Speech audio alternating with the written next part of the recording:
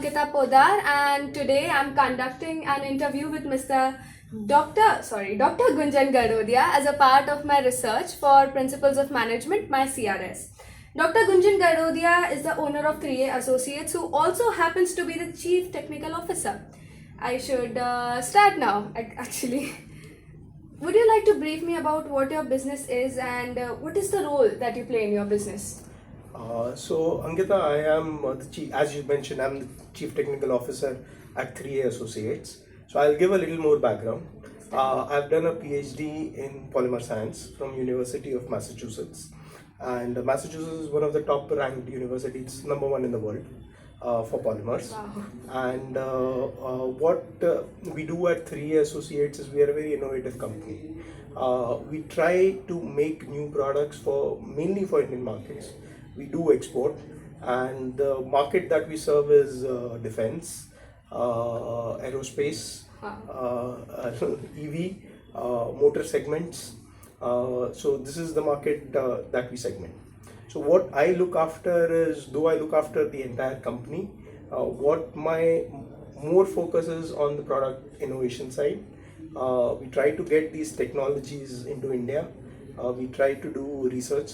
I can proudly say we are one of the very few companies who does research in India, and we have been given Atmanirbhar Award by Government of India. Wow. In 2021. So we have made a raisin for Vande Bharat, and which we are second in the world, first in India to manufacture that raisin. We have made certain material for space programs, which reduce the weight of the space vehicle. So that is what we are into. Wow, I mean, that actually speaks for most of it. Mr. Gunjan Dadodia here does a lot. Okay, so I would also like to ask you, what is your reach in the business? What is the size of your team, and what exactly are you leading there? So we are relatively a small company. We are around 90 people. Okay. And it covers the entire domain. So the R&D, the manufacturing, the marketing, and the accounts team. So what is my role in the company is, so see, as a leader in a company, when you're running a company, you have to do a bit of everything. True. But then there are core areas which are directly reporting to you, which you are directly overseeing. So there are two segments that I directly look after. One is R&D, product development, and the second is key business development. And other than that, there are other segments who report to me either indirectly, or I get a summary of what's going on in the company. All right. And what are your key services, products?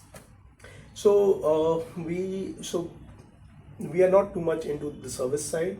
We are mainly a product company, and on the product side, we make a very special product called Taupreg. It's used in the space body. So right now, what's happening is a lot of metallic components are getting replaced by the lighter weight composites. Yes. So there we have a technology which is one of the lightest in the world. So that is one thing that we do. The other products that we do are, on the EV side. So we make high thermal products. So what happens is, as the size of the equipment reduces, the temperatures concerned go up, and then you're looking for newer materials which can sustain those temperatures. And the third thing that we do is we do a lot of products on the side of railways. So when the government came up with the concept of Vande Bharat, essentially what happened, India got all the vendors from different countries, and though the product was assembled in India, all the individual components were not made in India. So right now, in last 5-6 years, there is a process by which a lot of supply chain is now moving into India. So we play a role in that. We are also benefiting from China Plus One policy. So we export to Germany, and it's again the same thing. Like, customers are looking for new solutions, and we do R&D there and try to make them. I must say, sir, you've got your hands literally everywhere. I keep getting goosebumps every time you answer a question. So would you like to enlighten us with your success story, just the young entrepreneurs out there? So I think it's more of, I'm doing what I'm really passionate about. Right. I am doing what I really love. and I asked myself a question that there is a lot of things going on in media today. Fire a concept of being financially independent and retire early. right. So I'm sorry guys, I don't subscribe to that concept because I do what I love, and it's not a job. Having said that, every day is not easy. There are days when you don't want to come to work. There are days when you wonder, oh, I can just retire. But that's not a meaningful life, and I love doing what I do. And once you love what you do, then everything falls in space. That's really meaningful and insightful. Thank you so much. Okay. So, how do you plan and organize your daily work along with your associates, of course? So, things are pretty well defined. When you're running an organization, the most important thing is to have not a clarity just for yourself, for your team. So, my team knows what they are supposed to do. My team knows when to escalate and when to escalate for it to reach my table. So, the way my work schedule starts is every evening when I leave, I make a list of things which have to be done the next day. And every morning when I come, I check that is there any new emergency which has got added on that list or not. Thankfully, if nothing new has got added, then I just work on that list. And the list is a product of the vision that we have for the company for next 1 year, 2 years, and 5 years. So, the daily work starts from the vision, which is 5 years down the lane. True. All right. So, how do you solve your daily problems or any unexpected challenges that come your way? So, it's a very broad question. It depends on the nature of the problem. True. But essentially, the idea behind it is if it's a customer-centric problem, it has to be solved as fast as possible, and it should reach the solution should reach the customer as quickly as possible.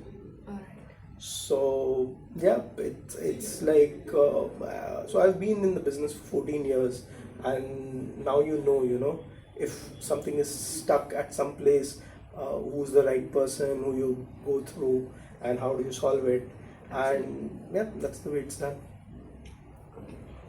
And how do you share and check your tasks, just to make sure that every box is ticked off the list and you're going the right path? How do you decide that? So see, I think a lot of personal preference comes into the picture. So I have tried various different softwares. What's worked for us, what works for me is a basic traditional Excel sheet. With them a Trello software where our team works with each other, and we have a very updated ERP system. So it's the combination of three that we use. So the very macro planning is done on the ERP. So ERP tells the team what is supposed to be done, and then the internal plannings are done on the Trello software, and then I make my personal list on the Excel. Okay. And my personal list doesn't just cover me; it covers all the direct reportees. Right. Yeah. And one of the very important questions, how do you communicate with people? I feel communication is an art, and you really need to have that hold to communicate with a person. Do you not develop a contact which goes way beyond the business end of it? So you communicate with the person in a language that the person understands. Oh, So very true. what I mean by that is, I might speak the best English language, or I might put things in my words and perspective, but I want to ensure that the message reaches the person, to whom it's intended for. Definitely relatable to the Gen Z, the new trends that we follow nowadays. True. Yeah. Can you brief a little more on that? Yeah. So again, it's completely here. What matters a lot is your reading of the person. That by now, when you be with someone, the first thing you try to gauge is that is email communication good enough for someone, or if someone wants to be backed by a verbal communication. And it depends on the content which has to be communicated. If it's something very critical, face to face still has a certain value. And I still believe that verbal communication is 20-30% of the communication. Rest is non-verbal communication. So it really depends on how critical something is. But one thing I do ensure is that the person who receives it really understands what I'm trying to say. Right. Employees play a very major role in a company, to gear it up, to oil the gears, to make sure that they work in sync. So how do you keep your team motivated and guide them throughout? I mean, it must be tiring, to work with the same people day after day and make sure that, you keep them motivated on the same level. So, I mean, how do you do that? So I would say employees are the organization. Employees, the entire culture of the organization is actually what your employees are. And if an employee sees that the top management, the owners are really looking in the best interest of the company, they do give their 100%.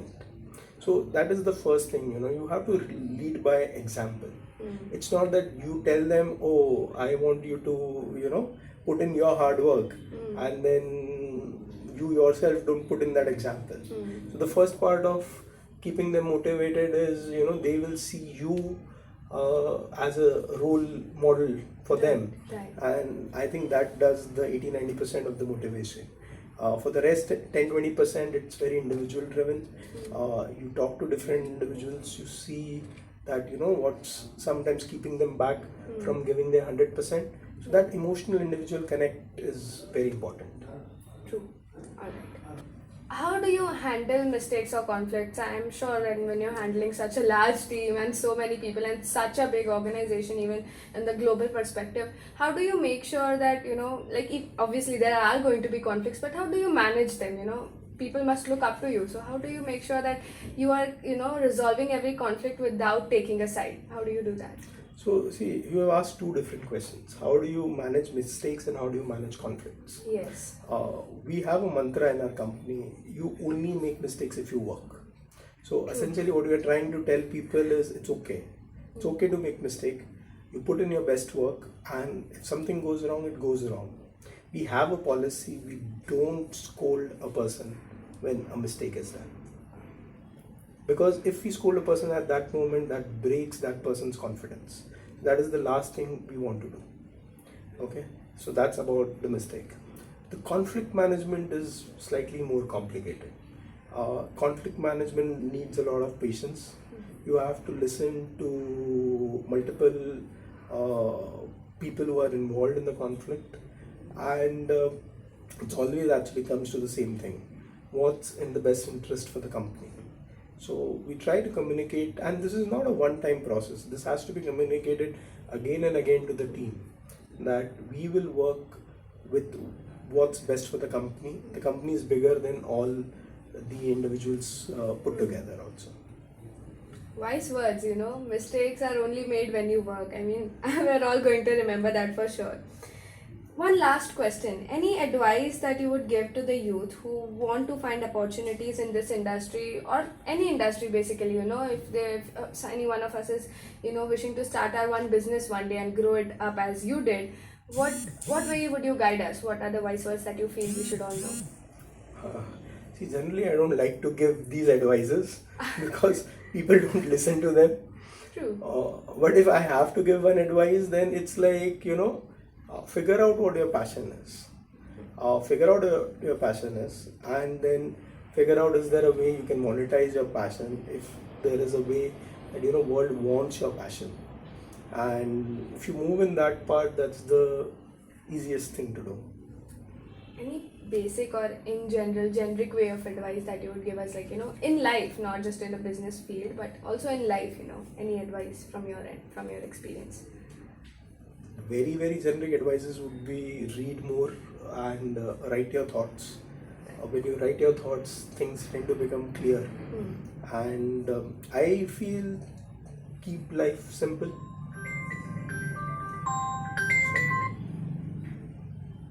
Okay. Yeah, I think I'm done. Oh, that's it. Thank you for having this interview with me here, sir. Today, I would like to tell you. I definitely got a very good insight into your part of the industry, that the industry you're working in, and apart from the industry, also I got an insight as to how can I plan my day to day to reach an end goal which is not yet very defined, but with this day to day practice, I will definitely achieve it. So thank you for your precious time, for having me here and giving me, I can see how precious your time is. So thank you so much for that. Thank This you. Thank you interview very was much. indeed very good. Thank you. Thanks.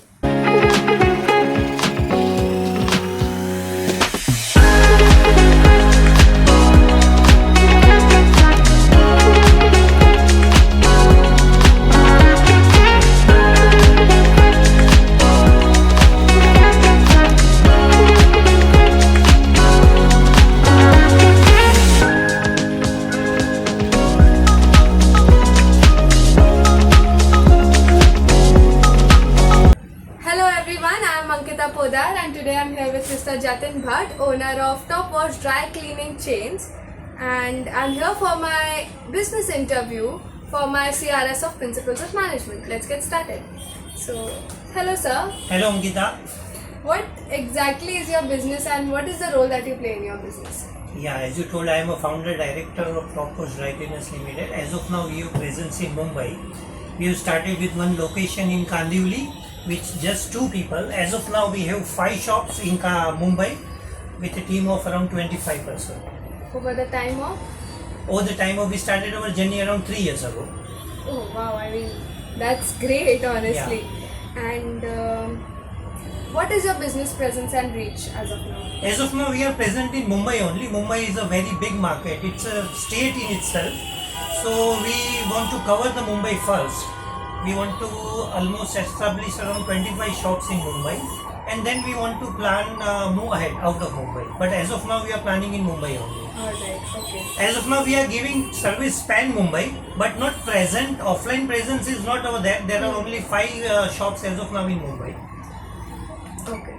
And what are your key products and services? We are mainly into dry cleaning and almost you can say cleaning, all the cleaning solutions, but not in a house cleaning and all that. Of course, sofa cleaning, yes, but in dry cleanings, steam pressing, there are many cleaning services. So soft toys, sofas, curtains, steam pressing, and so on. So what makes it special? What makes it different from others? When I ventured into this one, I have researched enough for almost 2 years. So I came to know that 99% of the people doesn't know what the dry cleaning is. You never know what your means. It's just very much unorganized sector, and I am here to transform from unorganized to organized. Most of the people doesn't know actually that how the process is all about and where you're loved, and especially special garments are how they are treated and where it is treated and all that. If you see how it is treated by your local dhobi shop and unorganized orthodox shop, you will never give your garments again to them. Right. So we have imported machines from US Alliance Laundry Company. Our chemicals are coming from German seeds companies. These are spotting chemicals, other are dry cleaning chemicals, and we do genuine dry cleaning and wet cleaning also, depending on the garment textures and composition. Right.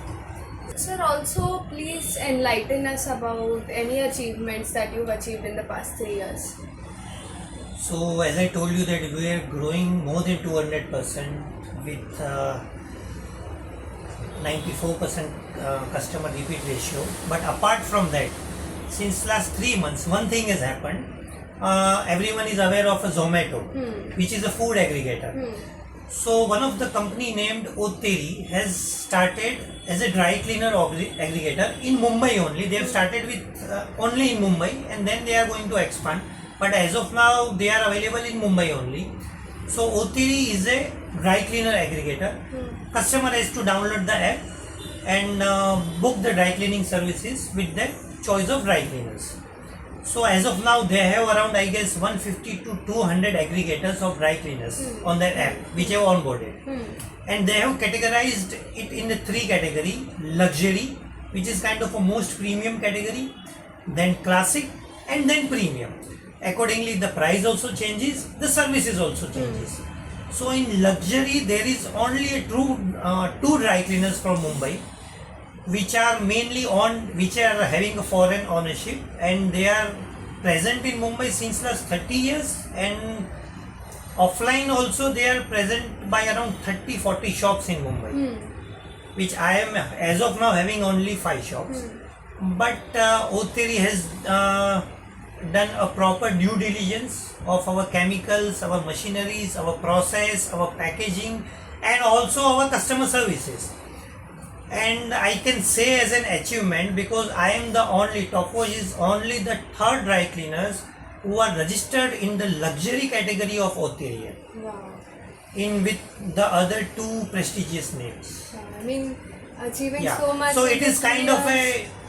they have put a stamp that we are a luxury, we are catering a luxury segment. Right. Actually, what Topwash is all about, it is providing a cleaning solutions with affordable prices, with the advanced technology and comprehensive cleaning process at customer convenient time. Right. Yeah. That's definitely something, I mean, you know. Yeah. Within 3 years, such a big achievement. That's all. Which most of the company has done since last 30, means other 2 companies are here since last 25-30 years. You've done it in 3. Yeah. That's amazing. Yeah. Moving on to the more basic questions. How do you plan and organize your work, daily work, you know, day-to-day activities? And As I told you, I have started with 1 shop and 2 person. I have never done any kind of marketing initially for almost 2 years. But with the help of mouth publicity and my work, my business was growing very fast. As of now, still it is going almost 200% year on year. Oh, wow. Yeah. So your work speaks for yourself. So yeah, the customer kept coming. We are increasing our staff strength. Right now, since last 4 to 6 months, I am looking for a bigger space, a bigger factory kind of space, a bigger machines, a bigger so many, because I am almost at 100% capacity utilization. So yeah, we have almost as of now we have presence in western suburbs of the Mumbai. So our customer can reach us through WhatsApp, through website. They can do booking through WhatsApp, website, through our mobile app as well, or by calling, on our toll-free number. So we have delivery and pickup boys. So according to the routes, we scheduled our delivery and pickups. And all the garments come to the Kandivali East, our workshop for dry cleaning. Steam pressing for each individual shops are doing at the each individual places. And we have almost our 6 to 8 bikes and cargo vans. So we do logistics from them, and we do accordingly. Yeah. What is your day-to-day planning? My day-to-day is I am looking, as of now, we have managers in all our 5 shops. My day-to-day job is to look for an expansion, to find new avenues for growing this business, administration, and there are many things I am looking after, how to make the company bigger and how to grow it very fast. Right. Yeah. True. So I do visit almost each and every branch, try to visit on a daily basis. Not practically and physically possible, but I do try. Too, of course. How do you share and check your tasks? Like, how do you organize them?